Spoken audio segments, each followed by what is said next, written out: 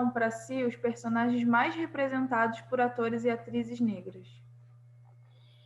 Isso não é segredo, não é? Nós todos sabemos, normalmente, atrizes e atores negros representam personagens subalternos que estão lá para dar visibilidade aos personagens principais, que normalmente são brancos.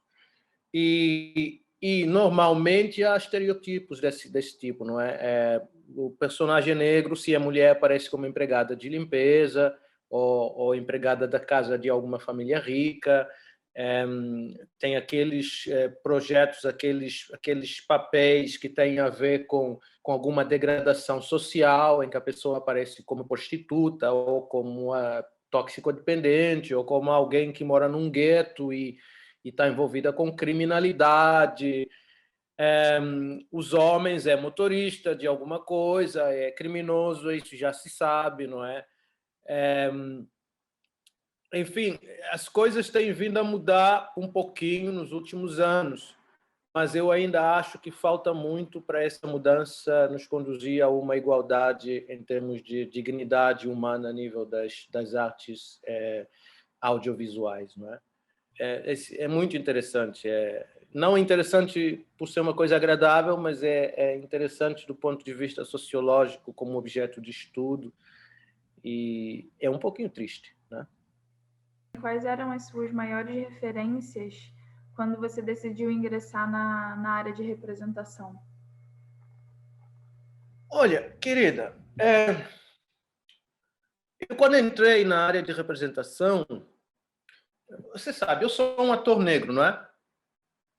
E sendo ator negro, claro que você vai ter os seus ídolos, as pessoas que têm trabalhado nessa área, cujo trabalho você mais admira, não é? E claro, Denzel Washington, não é?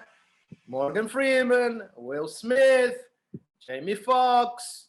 Há um ator britânico que eu gosto muito do trabalho dele, que é o Chiwetel Ejiofor, que há pouco tempo também dirigiu um filme que eu gostei muito, que é O Menino que Domou o Vento. Não sei se vocês viram, teve na Netflix, é uma referência, eu aconselho vocês a verem, que é um filme lindíssimo, é baseado em fatos verídicos.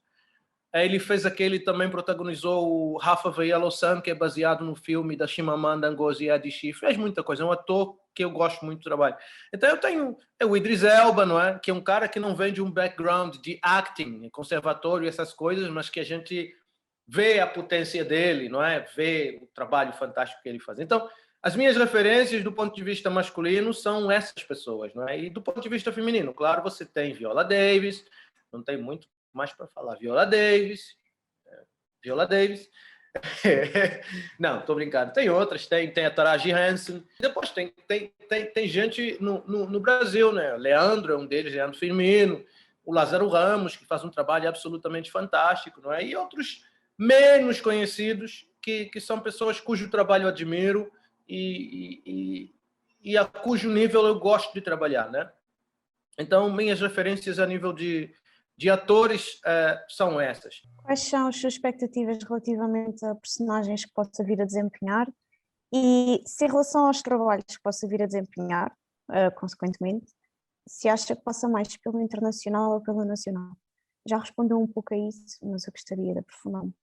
Eu passo mais por internacional, porque, como eu disse, nós em Portugal continuamos bastante atrasados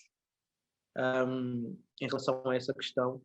E as possibilidades de obter trabalho e trabalho digno, e quando digo trabalho digno, estou-me a referir tanto ao tipo de pessoas que se vai representar, como às contrapartidas associadas a isso, são bastante baixos. Então, uma questão prática apenas, as possibilidades de surgirem trabalhos internacionais para uma pessoa como eu são bastante maiores do que as possibilidades de existirem trabalho internacional, e trabalho que eu respeito, e trabalho que eu quero efetivamente fazer, e trabalho que eu acho que vai contribuir não apenas para a minha satisfação pessoal, mas também para o desenvolvimento da comunidade da qual eu faço parte, não é? Dessa coisa fantástica que a gente chama raça humana, com todas as suas variáveis, as suas cores, etc., as suas raças, etnias. as possibilidades desse trabalho surgir internacionalmente são bastante maiores do que as possibilidades desse trabalho acontecer em Portugal. Por as questões que eu já referi, eu sinto um maior interesse lá fora em se abordar a questão da diversidade do que cá em Portugal, porque nós acho que ainda continuamos presos a uma falácia, que é a falácia dos descobrimentos, não é? E quando falamos nisso, nós negligenciamos o aspecto racial brutal que esteve envolvido nisso e que resultou naquilo que nós, da forma como nós tratamos as pessoas negras ainda hoje. Isto tem tudo a ver com os últimos 500 anos dessa aventura portuguesa que nós chamamos de descobrimentos e que quando a contamos, normalmente a contamos pelo lado bonito, não é? Os tipos que foram evangelizar, que foram civilizar os nativos, que trouxeram cultura, etc, etc. E, convenientemente, não se fala na escravatura, na escravidão. E quando se fala na escravidão, vem sempre com aquela justificação. Mas a escravidão sempre existiu e não sei o quê. Nunca com as proporções que ela adquiriu nos 500 anos da colonização portuguesa. E acho que é importante abordarmos isso com coragem e enquanto não assumirmos a culpa nessa coisa, enquanto não assumirmos que fizemos merda com isso e que temos a obrigação moral de corrigir a merda que fizemos, vamos desenvolver-nos sempre de forma mais lenta. Mencionou num direto realizado na rede social Facebook do Festival de Cinema Indie de Lisboa, em setembro de 2020, que depois de ter arranjado uma agente, foi-lhe dito para ter expectativas baixas. Qual foi o sentimento que teve na altura? E como é que lidou com a situação? Como é que tu te sentirias se dissessem isso? Se tu fosses a uma entrevista, se tu tivesse acabado de dar uma prova, se tu fosses a melhor do teu curso, na tua faculdade, melhor, de longe, em relação a todas as outras pessoas que lá estão, e fosses a uma entrevista de emprego, e fosses a várias entrevistas de emprego, e ninguém te quisesse dar emprego, porque tu és mulher, como é que tu achas que te sentirias? E tu não chegaste lá só por mera... Trabalhaste, estudaste, perdeste horas e engoliste merda e tudo mais para conseguir chegar lá. Como é que te sentirias? Acho que toda a gente se iria sentir mal, não é verdade? Então, como é que achas que eu me sentiria? Como é que me senti? Acabaste de dar a resposta. Eu tinha acabado de vir de um concurso de popularidade, certo? Os reality shows, né? Que naquela altura tu tinhas pessoas que acabavam reality shows e a quem eram dadas as possibilidades de fazer programas de televisão, etc, etc, etc. Né? Contratos publicitários, porque efetivamente é uma lógica economicista, não é?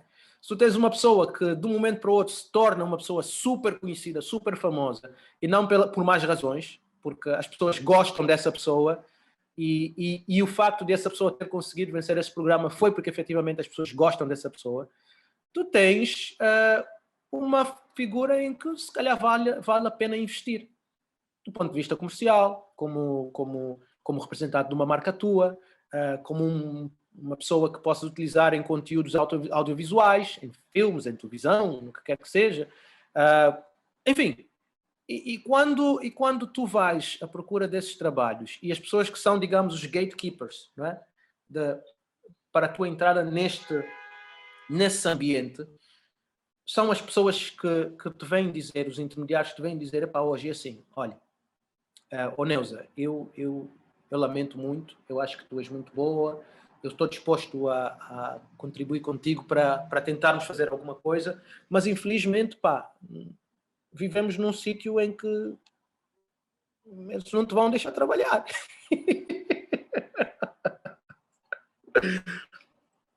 Eu tenho uma reação um bocadinho estranha às vezes às tragédias, às catástrofes. Eu rio-me delas. Se calhar porque sei que, independentemente do mal que elas tenham a capacidade de fazer, elas não me vão demover do caminho que eu tenho que seguir, por um lado.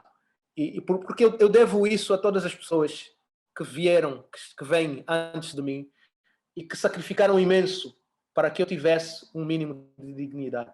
E, portanto, eu não as posso deixar mal. Venha quem vier, ponha os obstáculos que puser, não me vai deixar cair. Então, eu sigo em frente. E isso por um lado. Por outro lado, também me rio porque é sempre uma melhor opção do que chorar, né? Porque estar num estado constante de drama, e eu durante muito tempo em Portugal estive nesse estado emocional, que eu me dei conta que me estava a prejudicar, não é? Porque coloca-te numa posição beligerante. Eu tive a mesma experiência no Brasil há pouco tempo. Tive a mesma experiência no Brasil há pouco tempo. Eu estive no Brasil 9 meses, estive no Rio 9 meses. E eu estive super confortável. Estive num condomínio privado, com a praia em frente, com todos os confortos que eu desejasse, dinheiro, etc, etc. Mas estava a viver num ambiente com enormes desigualdades sociais. E desigualdades sociais apontadas para um tipo de pessoa que se parece comigo. E então, tu ires a um supermercado e de repente te aperceberes que tens o funcionário da loja discretamente a olhar, seguir os teus passos. Não é segurança nesse caso, mas seguir os teus passos. Em Portugal eram seguranças que faziam isso. É uma pessoa entrar numa loja e ter segurança sempre a perseguir-te, a ver o que é que tu estás a fazer, coisa do género. Eu já fui abordado por polícias na rua, estar a olhar para uma montra em que eu estava interessado em comprar alguma coisa e vir um polícia, parar assim discretamente ao meu lado, olhar para mim e perguntar-me: vais comprar? Mas não perguntar no sentido de tipo curiosidade, ou tipo, achaste alguma coisa bonita aí, qualquer coisa, não sei quantos. Não, com aquela coisa do género, tu não estás aqui a fazer nada, estás a olhar para esta monta para quê? Vais comprar ou vais roubar, né? Então não é que senti-me terrível depois de ter ganho um concurso de popularidade e que foi um selo de aceitação da sociedade portuguesa, não é? E depois ir para essas pessoas mais supostamente intelectualmente evoluídas e dar-me conta de que se dependesse deles, eu podia perfeitamente morrer à fome, que não lhes fazia a mínima diferença. E isso criou um efeito psicológico em mim que me fez autossabotar-me. Eu durante 2 anos estive num estado emocional. Eu identifiquei muito, lembram-se daquele personagem que esteve num dos reality shows, que foi o Zé Maria, de quem toda a gente gostava, e que depois, um tipo muito simples. Eu conheci-o, cheguei a conhecê-lo e achei uma pessoa fantástica. E a dada altura, passados uns anos, tentou cometer suicídio, não é? Eu não sei exatamente porque é que ele terá passado para chegar àquele ponto, mas eu sei que estive lá perto. Não é? Há uma certa dissonância que é criada entre essa criação de expectativas que a fama te dá, de aceitação, e que depois, quando tu tentas viver de alguma forma, fazer alguma coisa de útil baseada nisso, veres as portas bloqueadas. Não é? E eu, durante algum tempo, andei assim um bocadinho à deriva. Não é? Andei à deriva, enquanto ao mesmo tempo tentava fazer alguma coisa a nível de entretenimento. E foram pessoas que foram minhas fãs durante a altura em que eu estive no programa, que me estenderam a mão e que me vieram salvar de alguma forma. E eu sou muito grato a essas pessoas hoje, porque foram elas que me deram a primeira oportunidade para poder fazer alguma coisa nessa área que eu sempre gostei, né? E que depois isso permitiu que outras portas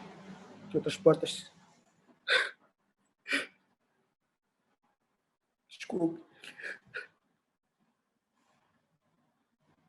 Olha, existem algumas perguntas que nós temos que fazer. A gente sabe que esse é um assunto muito delicado. É tranquilo, é só memórias, né? É passado. E que abriram as portas e eu estou onde estou hoje, né? Não acho que esteja num lugar muito especial, mas tento seguir a vida de uma forma digna, não é? Tento de alguma forma contribuir de uma forma positiva para tentar criar um futuro melhor para as pessoas, e particularmente as pessoas que se pareçam comigo, porque eu acho que os últimos 500 anos da vida não tem sido nada fácil para elas, né? E é isso, e seguindo em frente, né? Com alguma coragem, às vezes alguma cobardia também, né? Porque acho que é parte da humanidade da pessoa, né?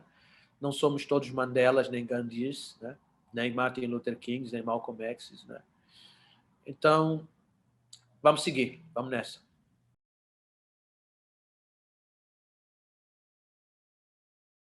É importante a gente falar sobre ele.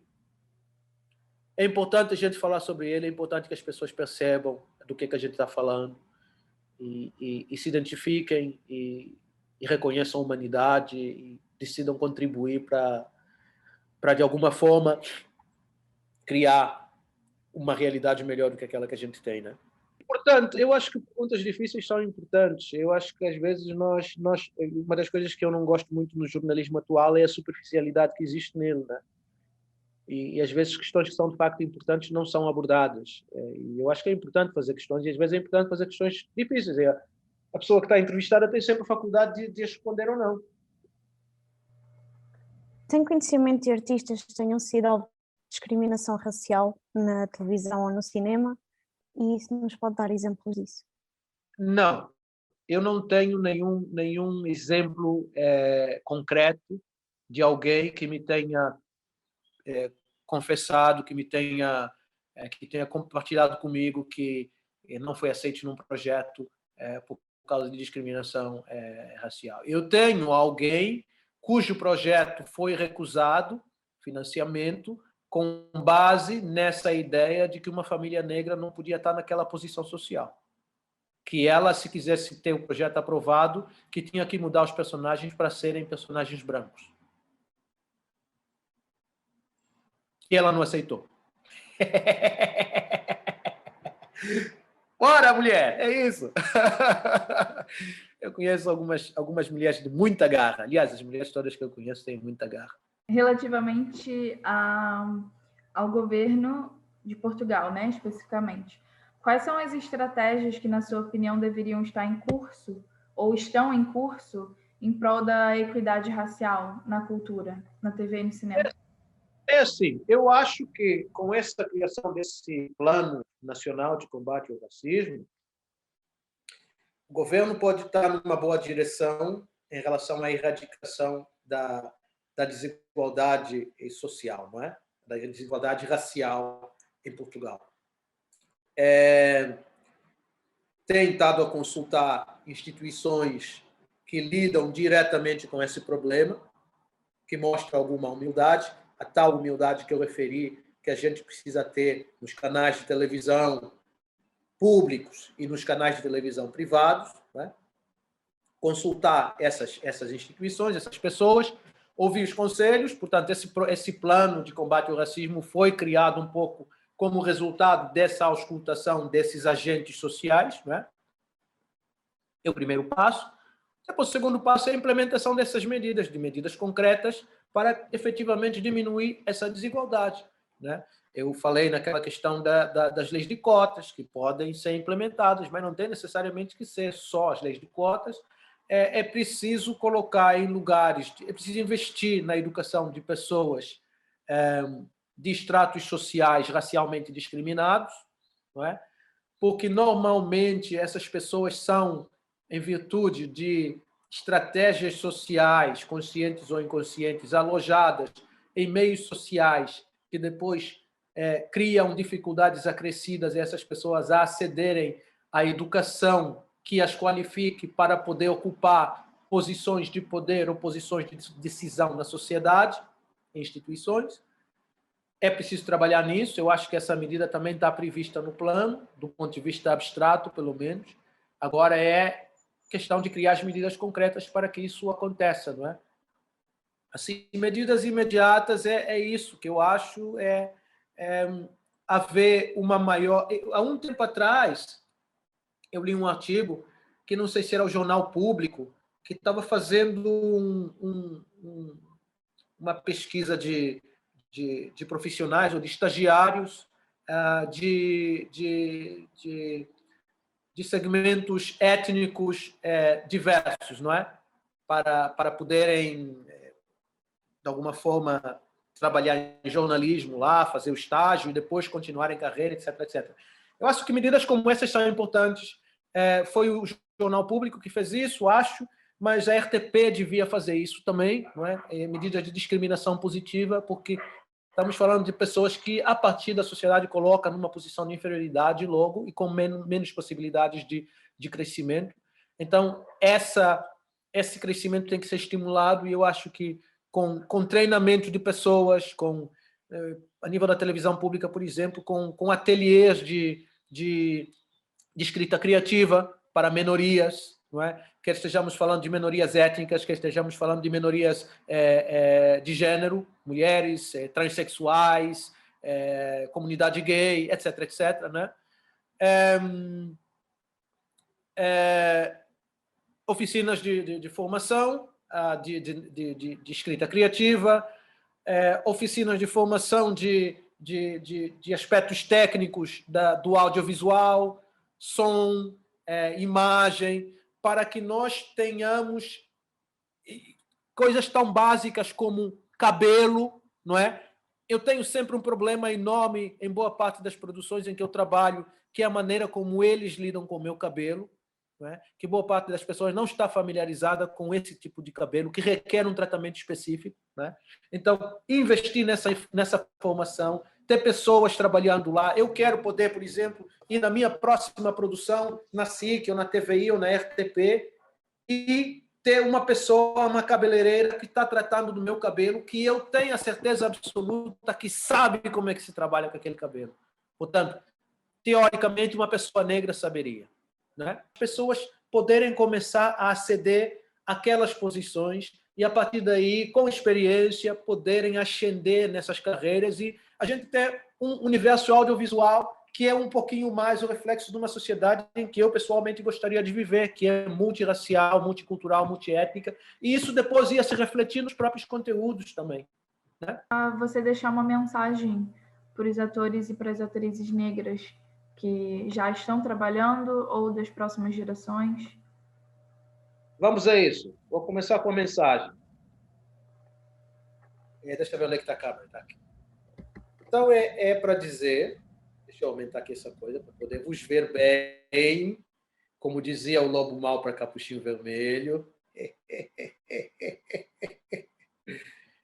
Não é assim, a minha mensagem para os atores negros por esse mundo fora, e não apenas para os atores negros, para todas as pessoas negras por esse mundo fora, é continuar a persistir, a não desistir, a fazer aquilo que o nosso coração, a nossa alma, a nossa responsabilidade histórica, a necessidade de alguma forma honrarmos a dor, o sofrimento, o sacrifício dos nossos antepassados, particularmente os nossos antepassados negros, porque muitos de nós são negros e brancos, não é? Tiveram que passar. E tentar, com esse contributo, com esse esforço, criar uma representação da comunidade que se parece connosco o mais digna possível. Não é um trabalho fácil. Nós sempre sabemos que não seria um trabalho fácil. Não tem sido um trabalho fácil nos últimos 500 anos.